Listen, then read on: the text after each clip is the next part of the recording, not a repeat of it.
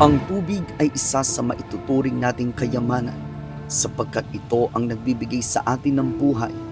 Subalit kung ang tubig ay maghiganti at magbigay ng malaking pangamba sa mamamayan, dapat na ba tayong gumawa ng hakbang o magsawalang bahala na lamang?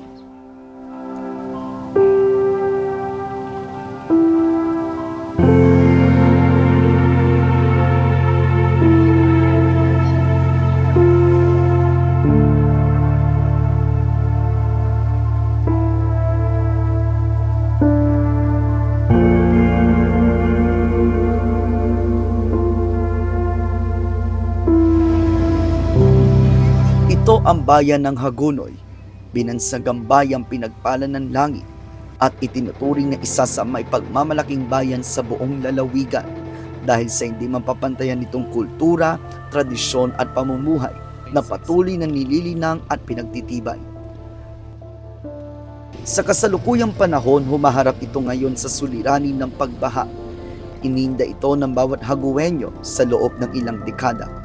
Magpahanggang ngayon ay hindi pa rin ito nabibigyan ng kalutasan dahil sa ang Pilipinas ay dumaraan ngayon sa iba't ibang isyu at anomalya na hindi pa rin mabigyan ng kasagutan at katarungan. 10:37 a.m. ang oras o peak ng high tide ngayong July 16 dito sa bayan ng Hagonoy sa Bulacan.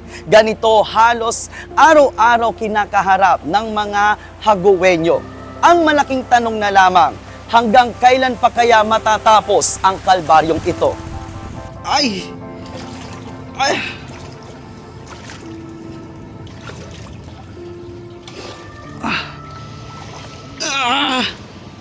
Ang dulas!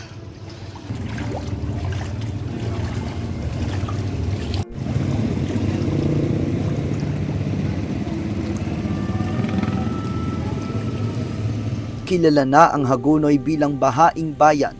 Umulan man o umaraw kapag nakatakda ang high tide, apektado ang mga mabababang lugar. Upang mabigyang lunas ang ganitong klaseng problema, pagpapataas ng kalsada ang nagiging kasagutan. Binalikan ko ang lugar kung saan nag-document vlog ako noong 2023.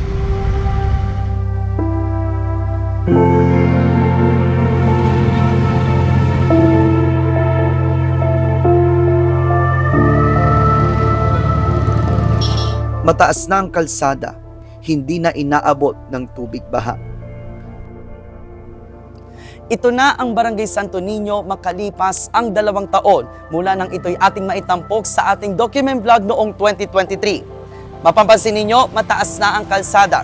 Subalit paano naman ang ibang mga barangay dito sa Hagonoy na napag-iiwanan na at mababa ang kanilang kalsada?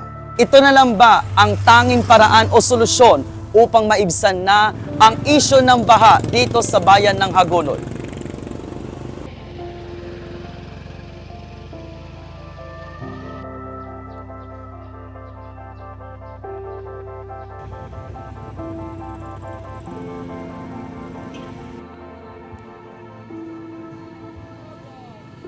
Ang panawagan naming mga Haguenyo, nasaan na ang pondo para sa flood control project?